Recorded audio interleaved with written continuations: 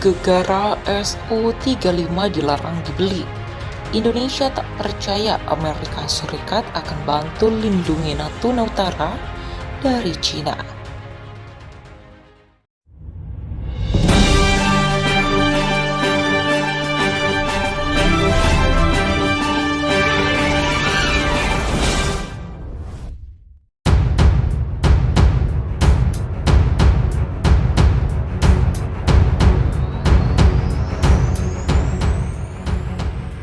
Pasti ada beberapa pihak yang nyesek Indonesia gagal mendapatkan Su-35.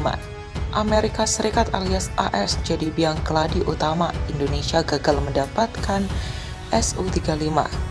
Amerika Serikat melarang Indonesia membeli Su-35.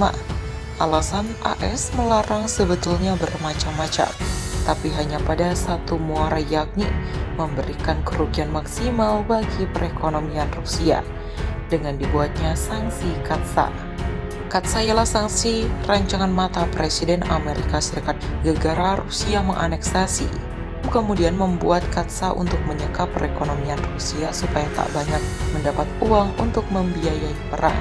Salah satunya ialah penjualan alutsista Rusia ke luar negeri. Indonesia kena sial lantaran ikut masuk dalam lingkaran Katsa apabila membeli Su-35. Kongres.gov menuturkan bila Indonesia dan Rusia mulai kesulitan saat Amerika Serikat melakukan tekanan secara terstruktur untuk menggagalkan Su-35. Ekspor senjata Rusia juga mendapatkan biaya yang signifikan.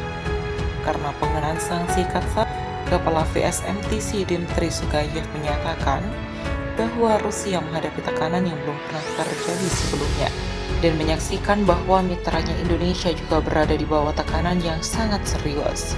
Rusia muncul untuk mencoba menjauhkan diri melakukan transaksi dalam dolar Amerika Serikat untuk mengurangi eksposur ke Amerika Serikat.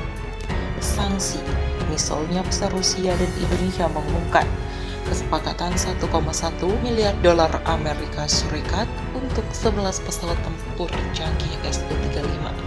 Alih-alih menggunakan dolar, Rusia menyetujui sistem barter untuk kopi, kelapa sawit, dan komoditas lainnya sebagai imbal bagi Su-35.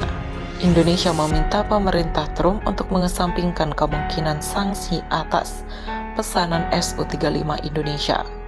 Laporan media menyatakan administrasi Trump menolak permintaan tersebut dan Indonesia memutuskan untuk tidak melanjutkan pembelian Su-35. Lapor Kongres.gov, Menhan Amerika Serikat era Trump Jumatis mendatangi Jakarta. Tujuan Mattis cuma satu, yakni melarang utama pertama kalinya Indonesia memiliki Su-35. Mattis datang dengan membawa ancaman bakal menghentikan suplai suku cadang F-16 ke Indonesia bila Su-35 masih saja diharapkan.